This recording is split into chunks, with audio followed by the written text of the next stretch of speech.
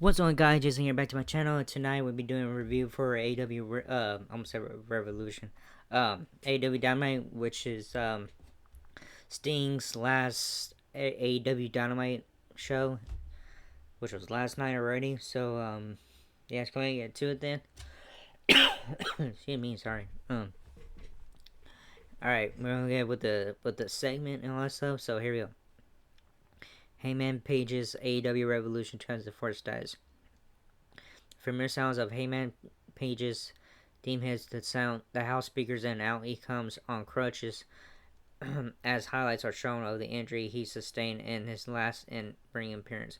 He sells in the ring, looking dejected for his AEW Revolution 2024 announcement. He addresses being on crutches and points out the obvious, which is that it isn't um, is that this isn't a promised start. He talks about I got distracted by some. He talks about how when AEW was created, it was a chance for him. He mentions he becoming AEW World Champion in 2021. Heyman then brings up the scheduled three-way for the title at Sunday's pay-per-view, and how he mentions how it should have been a singles match. Page says he will not be able to compete at AEW Revolution this weekend before he can continue the theme for Swerve Strickland. He hits Swerve settles in the ring. For Swerve Strickland hits Swerve settles in the ring, and the fans do a loud "Whose house? Swerve's house" chant. He laughs and talks about how he and Heyman have been trying to kill each other. Swerve tells Heyman he can't escape fate, and his destiny is to win the title this Sunday. Samoa Joe's theme hits, and out comes the AEW World Champion. He questions Swerve talking about destiny. Joe tells the two they are hungry because, as champ, he's making sure they starve. He says when it comes to dinner time, there's no meals left for them. He says whether it's one or both, he's winning on Sunday. Strickland talks about his journey and some of the savage things he's done as of late to ensure he gets to the title. He tells Joe he might only have a job as a commentator and a poncho waiting for him again. When he's done with him, he finishes by leading fans in a "Whose house" chant. Heyman attacks him from behind with his crutch as commentators react. He's not injured at all. Heyman yells to Joe that he's winning the title this Sunday. That's how our eventful opening segment wraps up. So yeah. Alright, the Young Bucks and all that stuff is backstage. We are showing footage of Matthew and Nicholas Jackson. The Young Bucks arriving to the building earlier today. We followed them from the parking lot into the building, where Renee Paquette stops them for a quick word. She mentions their match against Sting and Darby Allin this weekend, and brings up their meeting with Ric Flair. They said it went great and they'll leave it there. They ask if she's seen Sting yet. She says no. They say with tonight being his final Dynamite, they want to see him. They show bats and say they want to conduct his exit interview. They head off with the cameraman to look for him. We head to a break on that note. Alright, we're going to go ahead with the first match, which is Blackpool Combat Club versus Eddie Kingston and FTR. When we return with Bray, we see highlights from Collision to explain the build up to our next match, which is a featured trios bout. The Dapper Yapper Justin Roberts begins the formal ring introduction for the Blackpool Combat Club. With that said, John Moxley, Brian Danielson, and Claudio Castagnoli all make their way to the crowd to the tune of Mox's Wild Thing theme music. They settle inside the square circle for our first match of the evening. FTR's theme hits next, and out come Top Guy, Dax Harwood, and Cashier. The theme for the Mad King hits next, and AEW Continental Crown Champion Eddie Kingston makes his way out. The bell sounds, and we're pushing on this one. Kicking things off for their respective teams are Kingston and Danielson. A preview of this Sunday's showdown ends before anything happens, as Danielson pulls the heel move and tags right out. Casanoli comes in, and and he Kingston began to mix it up as fans chant Eddie Eddie. After some back and forth early action, we head to our first of two mid-match commercial breaks upon returning from the second break. This lengthy match wraps up after two super close near falls for each team, with Danielson doing the Nate Diaz double biceps pose with a triangle choke on Kingston for the win. So yeah, the winner is Blackpool Combat Club. All right, Chris Jericho goes backstage. Chris Jericho goes backstage with Renee. We hear him talk about his victory with the Atlanta family and how when CMLL started working with AEW, he asked for a match against Atlantis Jr. He vows to give him a lesson in violence tonight and wraps up with a quick line in Spanish. We head to the commercial break. Alright, another segment here. Tony Schiavone is in the ring. When we return, he introduces Will Ospreay. Out comes the aerial assassin, who declares he has finished up business with NJPW, which is New Japan Pro Wrestling, and is here full time now. The crowd is eating him up and giving him loud pro chants. The Don Callis family comes out, and we see Kanoshi Takeshita and Powerhouse Hobbs staring down Ospreay, particularly Takeshita. Callis talks about the two competing for the good of the Don Callis at family at AW Revolution. The two shake hands but keep pulling the other towards themselves for heated stare downs. Alright, next match is AW International Championship, which is Orange Cassidy, who is the champion, versus Nick Wayne. Backstage, Renee Paquette is with A. Kingston when up comes the Young Bucks, asking where Sting is. They also threaten Kingston for talking bad about him on Collision. Back inside the arena, Orange Cassidy makes his way out for his latest international title defense. Nick Wayne's theme hits, and now he comes as Cassidy's opponent. Christian Cage, Wayne's mom, and Kill Switch are at ringside with him.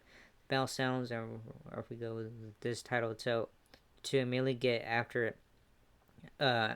Cassidy goes for a beach break early, but Wayne avoids it. Wayne goes for Wayne's whirl, but Cassidy avoids that as well. The two spill out to the floor. Wayne hits a Musa of the Rose out onto Cassidy on the floor. Wayne leaps off the apron for another high spot, continuing to focus his attack on the ribs of the champ. Cassidy starts to fight back, but Cage gets involved. The ref sees this and ejects the patriarchy from ringside for a big pop. All done out, we shift gears and head to a mid-match commercial break. As the action continues, when we return, we see Wayne still dominating the action. Cassidy takes over, but out comes Matt David and Mike Bennett from the Undisputed Kingdom to try and distract him. Robbing Vice runs out to make the save. Cassidy hits an orange punch for the win. Roger Strong hits the ring after the match, but Cassidy runs him off. We head to another break.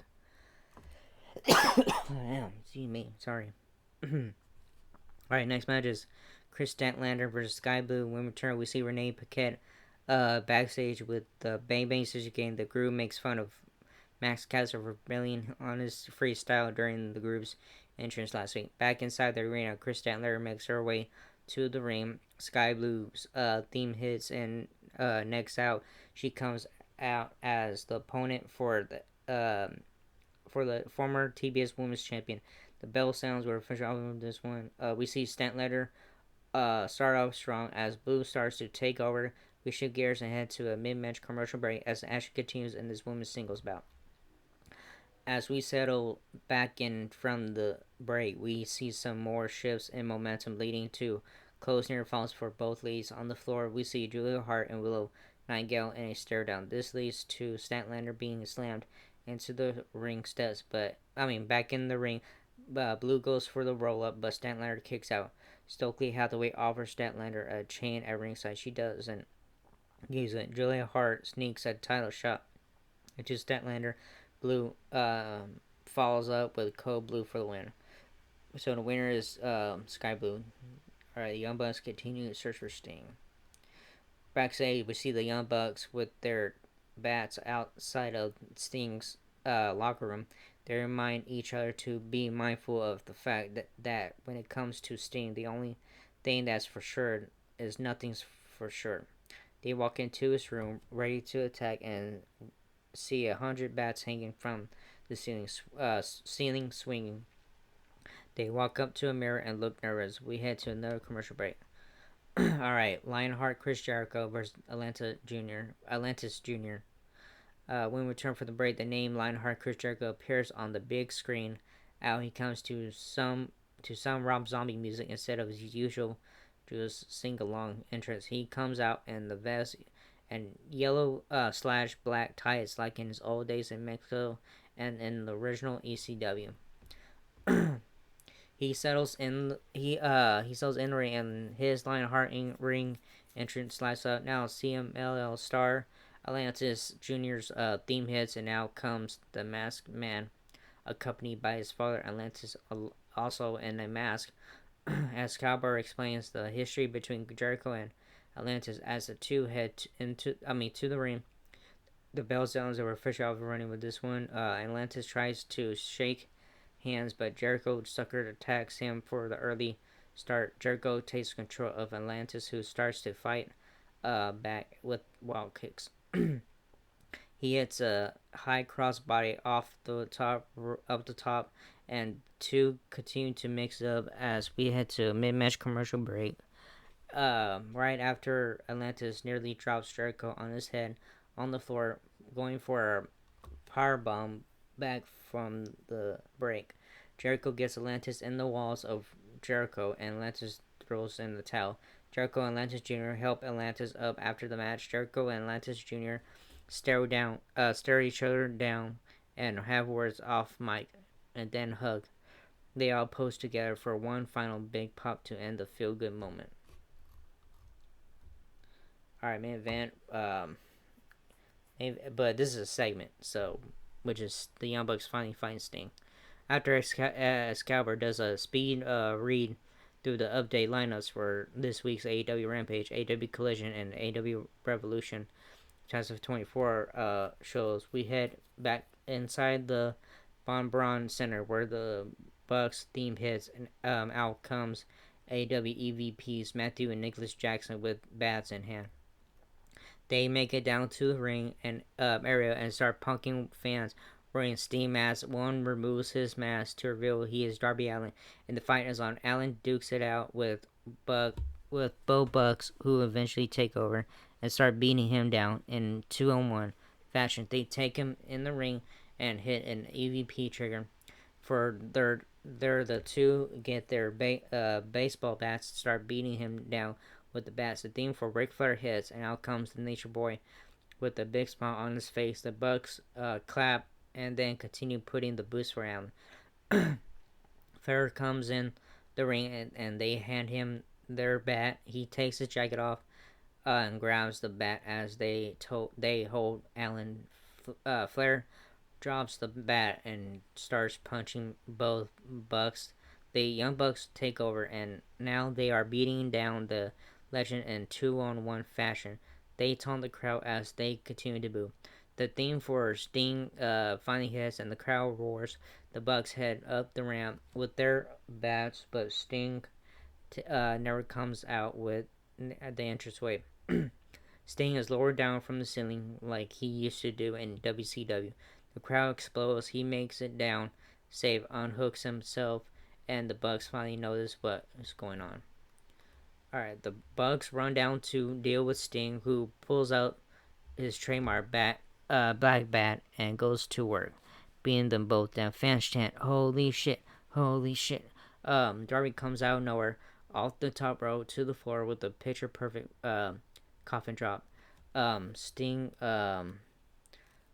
Darby Allin, Ric Flair stand tall in the ring as Sting's theme plays again, and the Young Bucks back off and head the ramp. The crowd roars as Sting soaks in the moment, and Excalibur wraps things up on the broadcast by plugging Sting's retirement this Sunday, and the shows that proceed on Friday and Saturday. That's how the show wraps up and all that stuff. So yeah, it was a good show tonight for Sting's retirement and all that stuff. So yeah, anyways, let me fix this. So yeah, anyways, it was good and stuff, and good thing for the final Dynamite of with Sting and all that stuff. So I'm happy, you know. So anyways, can't wait for this Sunday on all that stuff. But yeah, it was a good show, all that. But yeah, happy Sting's retiring, all that stuff. But yeah, good show tonight or last night, whatever. Anyways, that was it for this video, and hope you enjoy. If not, whatever. But yeah, so like and subscribe for everyone and all that stuff. So I'll see you all in the next video. Laters.